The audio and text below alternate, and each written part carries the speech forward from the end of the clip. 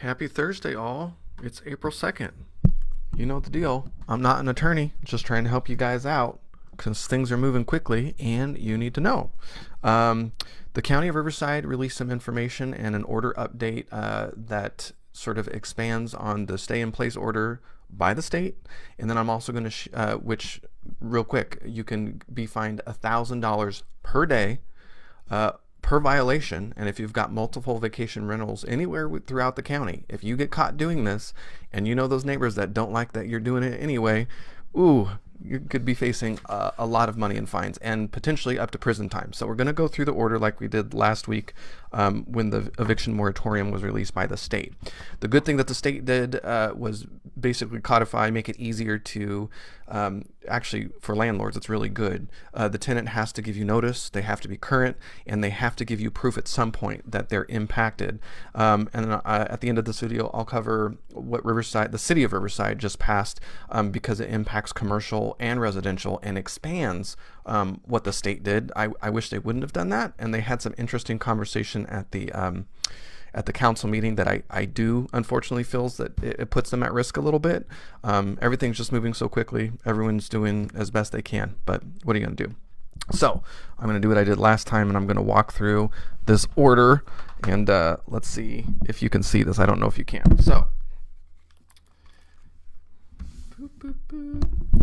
All right, this is called the amended order of the health office for the county of Riverside. So this came from the health office. It was really difficult to find this, to be honest with you.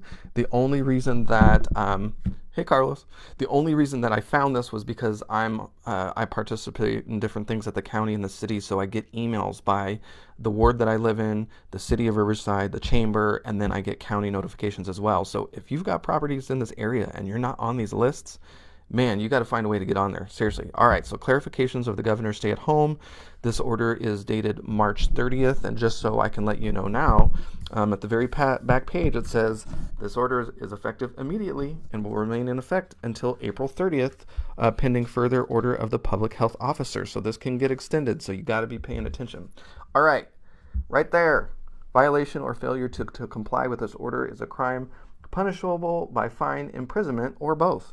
Violators are also subject to civil enforcement actions, including civil penalties up to $1,000 per violation per day, injunctive relief, and attorney's fees and costs.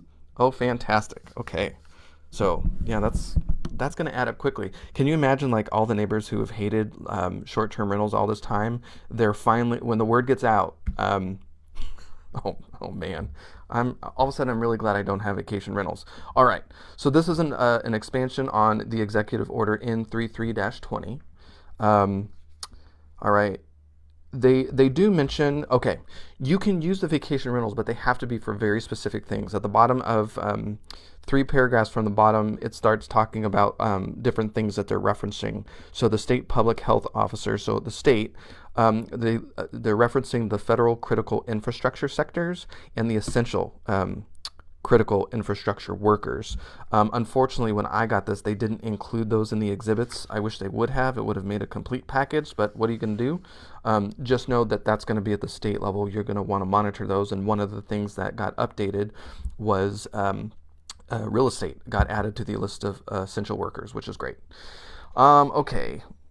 The county officer finds that the use of short-term lodging for non-COVID purposes is a direct violation of the stay-at-home order, as it, 1, encourages the influx of persons into the county. So this is interesting because I know we've all seen the stories in different media of, like, the beaches, Palm Springs, the mountains being irritated because wealthy patrons are trying to exit hot zones and come into the county. So this is one of the reasons your neighbors are going to turn you in for this. And number 2 is likely to impair efforts of mitigating the spread. So the county's just trying to slow things down and making sure a whole bunch of people aren't trying to escape hot zones and come into the county for a nice break.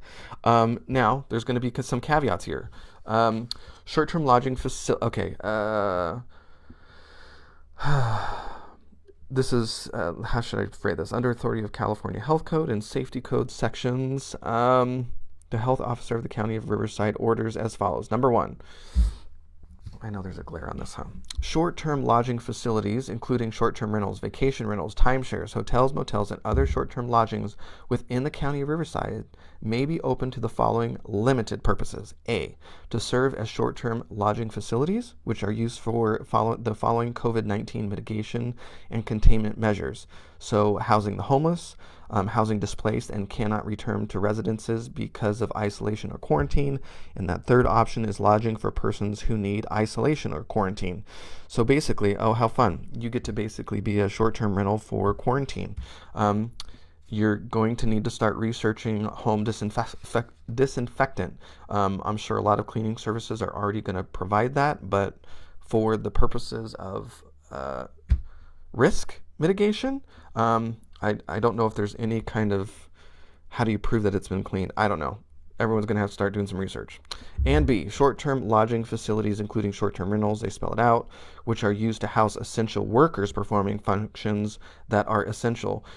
We were talking about this yesterday for if you're housing nurses or doctors that are in town, the furnished rental thing could be a real assistant. Okay, so let's say you're not a landowner, a property owner of a short-term rental, but it specifies in bullet number 2, no homeowner, agent of the homeowner, marketing agent, listing agent, or real estate agent shall engage in efforts to rent or lease any short-term rental, vacation rental, timeshares, in the county of Riverside, unless you're referencing A and B up here. So you could also be put at risk. It doesn't necessarily specify that you're going to be under the same restrictions and could be fined the same as that first page, but yeah, why take the chance? And then number 3, it says that you can basically get an exemption from this if you get a written determination from the county of Riverside health officer, but the chances that you're going to get that anytime soon, nobody put the process down. So, okay, yeah, there you have it. Please be very careful with the short-term rental. So one of the things that I've been telling people is you better get down to the city level. One of the reasons is this. So the city of Riverside on Tuesday, March 31st, had a council meeting where they expanded upon the state rules for evictions, basically saying that you can't, the renter, as long as they follow the state guidelines, they have to give you notice, residential and commercial, by the way. Riverside expanded it to commercial. You have to, as far as I understand it, you have to be current on your lease. They have to give you notice within 7 days of the rent being due. And at some point, they're going to have to give you written proof that this is COVID related. But you cannot evict or charge late fees for at least the next 6 months. And I think that's going to, I've watched the video, but I'm waiting for the minutes to be released and the final resolution to be released, because there were some amendments to what's posted online, and I don't think that's the final one, because the one that I was able to download, it didn't say 6 months. But this is a big deal. I mean, if you're not paying attention to the local municipality where your rentals are, you could be completely missing out. In the city of Riverside, our local media is really small compared to what it used to be. They might not be covering this in the news, and if you're not on the email list for the city or the county and you're not getting updates, this is effective immediately. Your neighbors could be turning in you today and you would not be compliant. Now, I'm hoping they also give you a break, and that I don't have vacation rentals, so I don't know how Airbnb is also keeping up with this nationwide. So just be careful. I am working today on updating our resource page on the norrisgroup.com/resources. And this weekend, we'll be talking about the SBA loans specifically for the real estate community. So hopefully that helps you. Yeah. So be safe, be sane. Housing first. Let's work together. Main Street, this is where we shine. Get to it.